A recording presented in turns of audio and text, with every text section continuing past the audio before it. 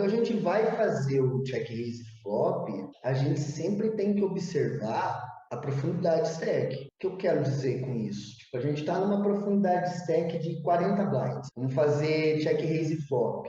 Com quantos blinds vai ficar esse pot? Se eu betar turn, bater uma carta boa para eu betar turn, e eu encontrar resistência ainda assim, como vai ficar esse SPR? Isso é sempre muito importante antes de você executar, porque senão você executa isso daqui, por blefe, obviamente, executa isso, e a hora que você vê, você tem 20 blinds num pote de 40. E aí você vai lá e dá check river. Então perceba o conjunto de coisas que é, né? Quando a gente começa a aprofundar em questão de teoria, é que o jogo começa a ficar um pouquinho mais complicado por conta de tudo isso, né? Sempre observar, calcular, sempre e calcular sempre antecipadamente qual o espaço que temos para blefar, qual o espaço que temos para blefar.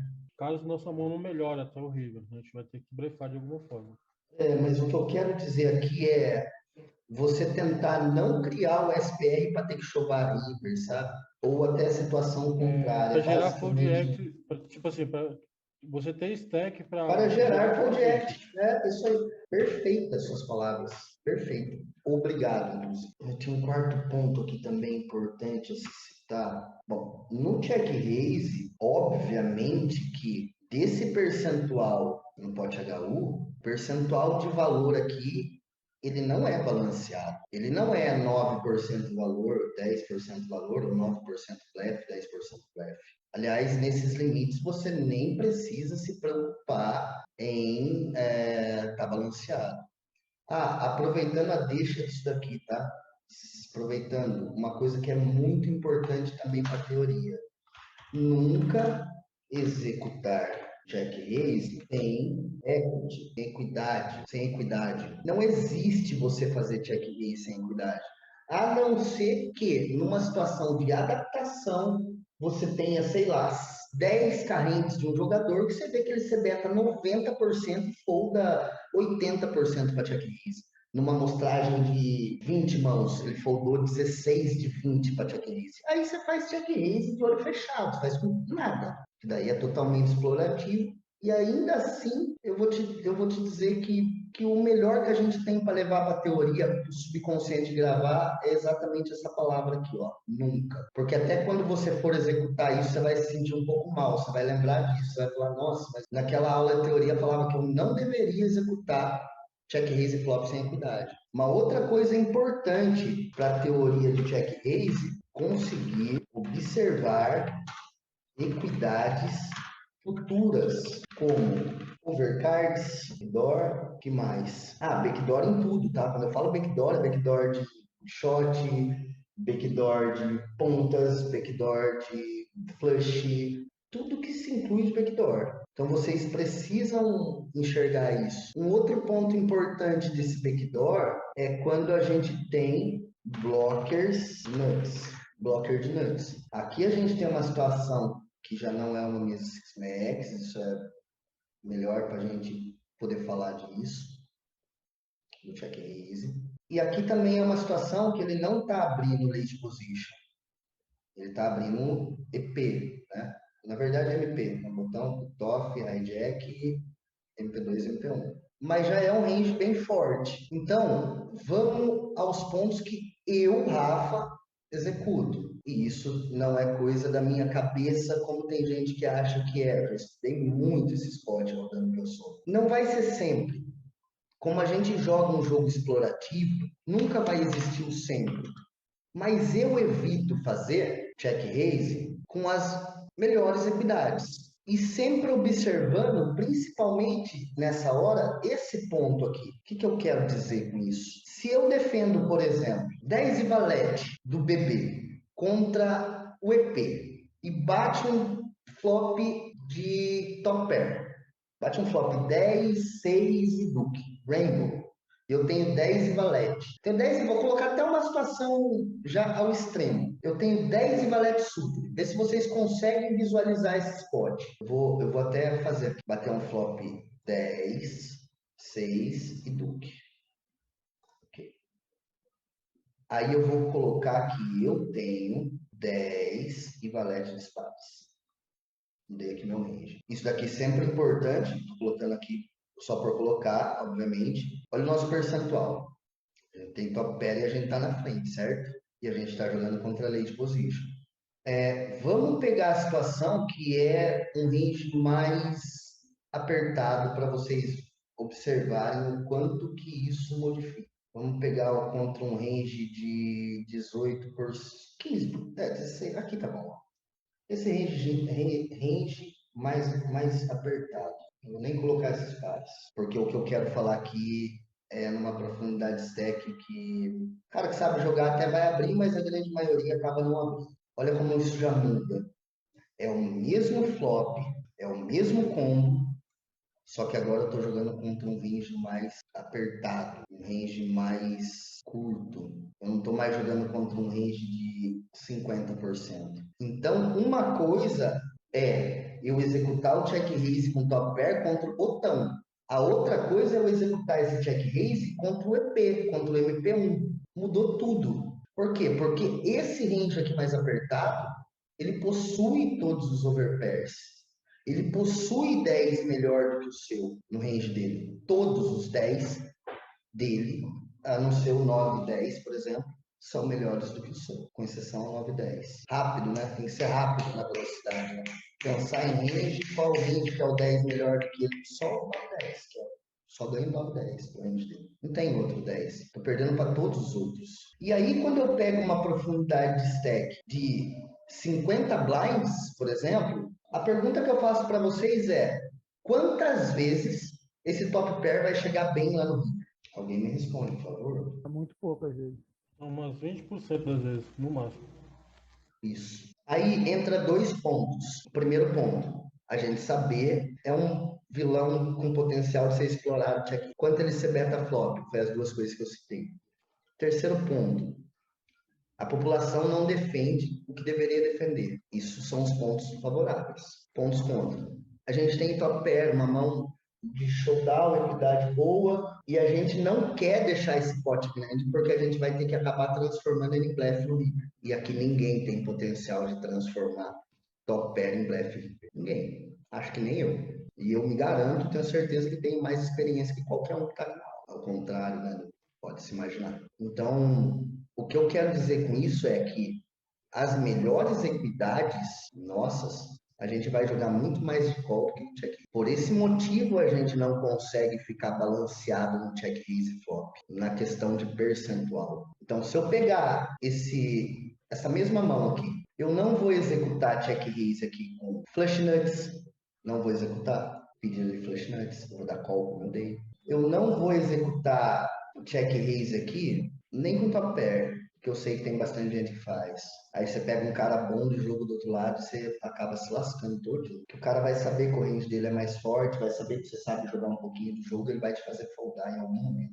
Ô, Rafa, mas nesse caso aqui, que a profundidade de stack está muito grande, com esse nuts aqui, no caso, você preferia fazer com, tipo, sei lá, um 9-4 suited aí?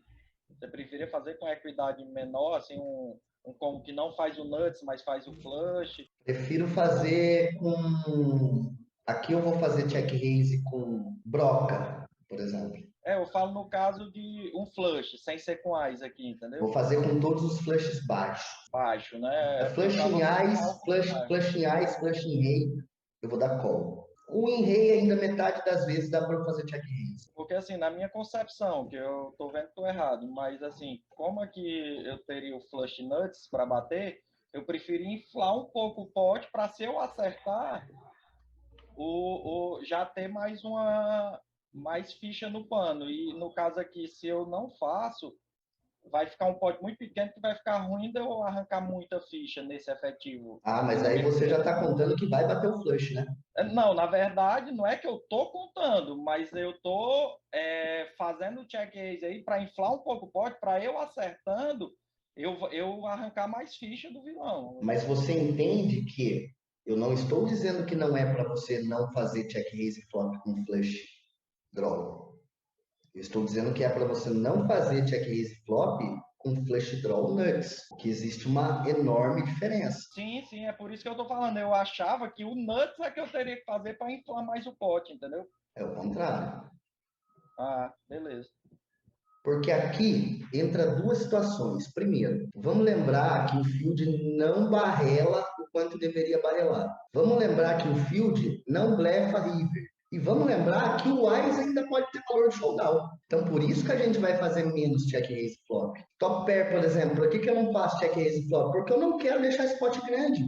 Agora, eu posso controlar as minhas ações, eu não posso controlar a ação do vilão. Se ele betar 60% flop, for lá e betar pot turn, ele vai deixar grande de todo jeito. Mas aí provavelmente a gente até tenha foldar top pair mesmo, né? Para essa situação de percentual que eu disse. Então, quais os combos nessa situação aqui? Eu vou pegar alguns exemplos. Tá? Vou colocar que a gente vai defender mais ou menos uns 30% a 35% contra essa posição. A gente não vai estar defendendo tudo, né? Eu, por exemplo, já não gosto nem de defender essas mãos aqui, até defendo essas. Só mais uma perguntinha sobre essa mão aí, Rafa. No caso aí, você não faria mesmo para não tirar o vilão da mão, né? Não pela questão de não inflar o pote, né? Nesse caso aí. Mas pela questão de não inflar o pote. Eu não posso querer deixar um pote aí de 60 blinds, sendo que, vamos para a linha de raciocínio. Como que o reggae pensa? O reggae mediano, obviamente, ou um cara que está subindo de nível. Você vê um reggae te fazendo check raise num flop com pedida de flush. Qual a primeira coisa que você pensa? Qual que é o seu automático? O que o seu subconsciente fala para você nessa hora? CBetar up. Dá um CBet grande para poder. Não, tudo bem.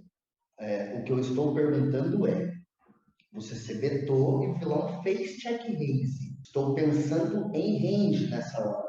Qual o range que ele me faz check raise? E qual é a primeira coisa que vem no meu modo automático, no meu subconsciente? Para mim ele tá fazendo muito Eu provavelmente estou fazendo com os a draws, com flush, flush, draws. para flush, Isso, para gente. A call. primeira coisa que vem na cabeça no automático é: esse cara está fazendo check raise flop contra um reg. Esse cara está fazendo check raise flop com flush draw. Ou seja, se missar o flush draw, você vai tomar call a vida inteira de segundo, terceiro par. E quando bate o flush, automaticamente você já tem uma situação de extrair menos. Isso é o automático de qualquer jogador que estuda o mínimo do jogo. Eu vou deixar uma frase aqui para vocês hoje, para vocês refletirem. O que se dá muito dinheiro no poker é você conseguir executar o inverso do que a população de regs pensa. Isso traz muito dinheiro. Saiu um pouco da linha do check raise, mas o que eu quero dar de exemplo aqui é, você já tem na cabeça, um exemplo, você trincou um flop, está jogando reg contra reg, você está OP, o cara abriu do MP2, você fletou do botão 3-3, bateu um flop 3, 5 e 8, por exemplo. O cara CBTA, quem aqui trincado da raise? Eu dou raise. Eu prefiro dar raise se tivesse alguma over, mas sendo um flop baixo assim, eu prefiro só dar call para manter ele. Gostei da linha de pensamento e é o que a maioria vai fazer. Porém, um exemplo que eu citei aqui de você conseguir executar ao inverso do que o reg está pensando que você faria, isso traz muito dinheiro. A gente entrou nesse assunto por quê? Porque já é do modo automático do jogador. Quando a gente toma check raise num flop com flush draw, os primeiros combos que vêm no nosso subconsciente são os combos de flush draw. Então, por isso que eu não quero deixar um pote grande aqui. Aí vai missar o meu flush, eu não vou nem ter como blefar. Você vai falar assim, nossa, o cara tá vendo que missou o flush.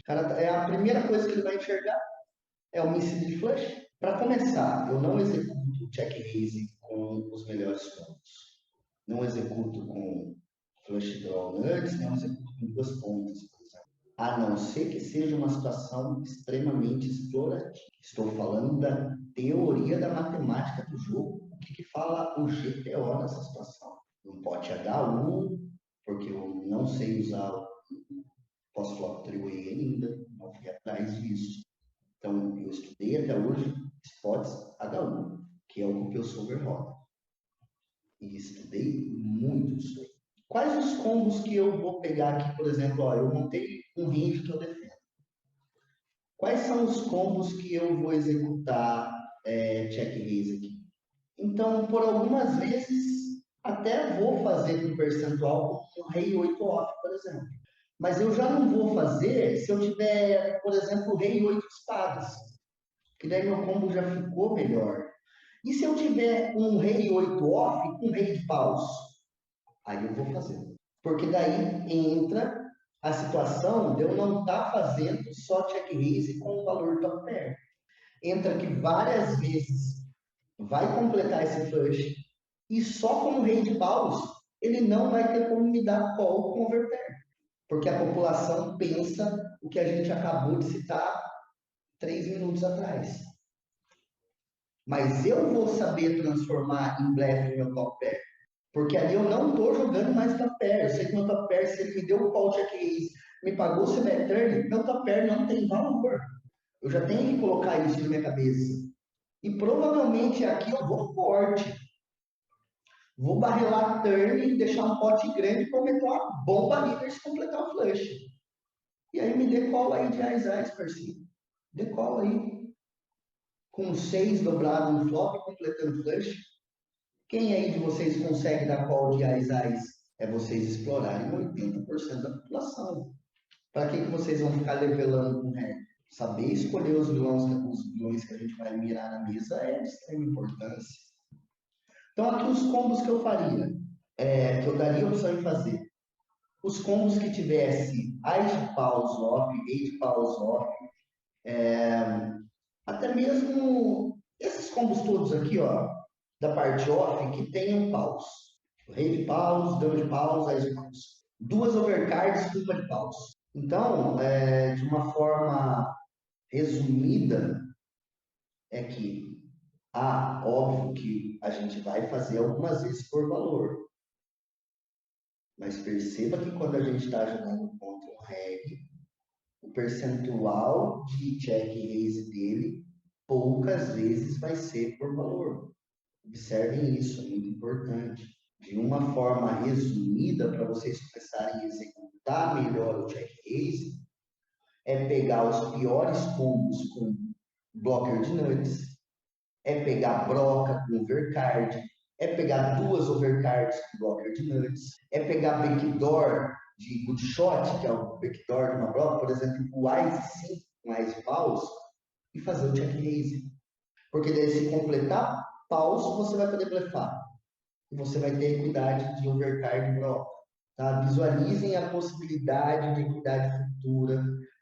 Buscar executar bastante check raise com backdoors, com overcards, com broca. E as equidades melhores sempre está observando qual é o valor da nossa mão flop, como ela tem tendência de chegar a river na profundidade de stack que a gente está. Uma coisa é o flopar top pair. Flop, eu tenho uma profundidade de stack de 30 blinds, onde eu executo o check raise, flop, e eu já vou ter possivelmente até como chovar turn. Então, uma coisa é eu fazer check raise por valor top pair para eu chovar turn. A outra coisa é se eu estou deep 80 blinds. Muda a teoria do check raise. Conseguiram entender onde está a diferença?